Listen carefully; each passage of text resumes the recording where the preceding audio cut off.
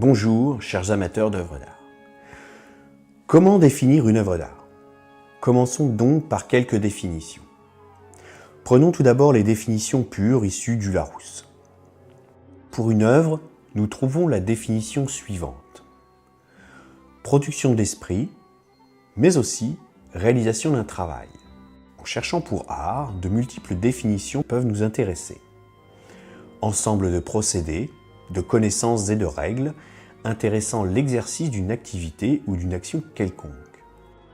Puis, ça peut être aussi une manière de faire qui manifeste du goût, un sens esthétique poussé. Et pour finir, on trouve aussi que la création d'objets ou de mise en scène spécifique destinée à produire chez l'homme un état particulier de sensibilité plus ou moins lié au plaisir esthétique.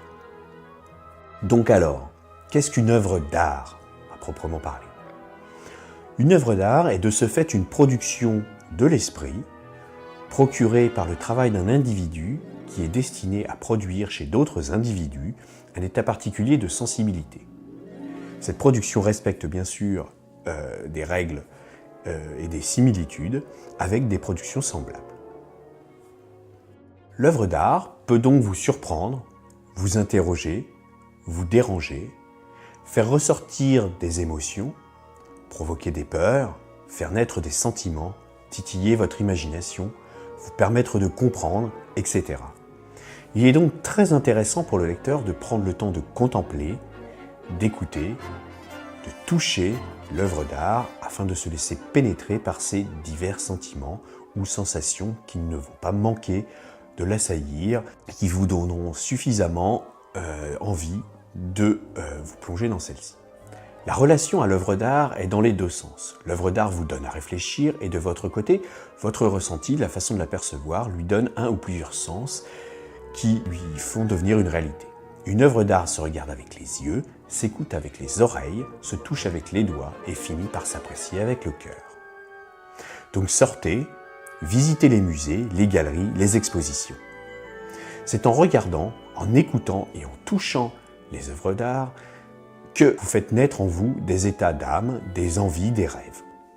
Plus l'on s'imprègne d'œuvres d'art et plus ces éveils sur l'individu est important. Il faut un certain temps pour se l'approprier et approcher l'art. En possédant une œuvre d'art vient en plus de tout ça la fierté d'avoir une création originale d'un esprit humain, donc il l'a créé avec ses propres valeurs, ses propres envies, ses sentiments, ses penchants. Vous partagez en quelque sorte une partie des valeurs de son créateur, sa philosophie, ses penchants, ses dessins, sa vision du monde. Généralement, on acquiert une œuvre d'art car celle-ci a provoqué un déclic qui a finalement donné l'acte d'achat.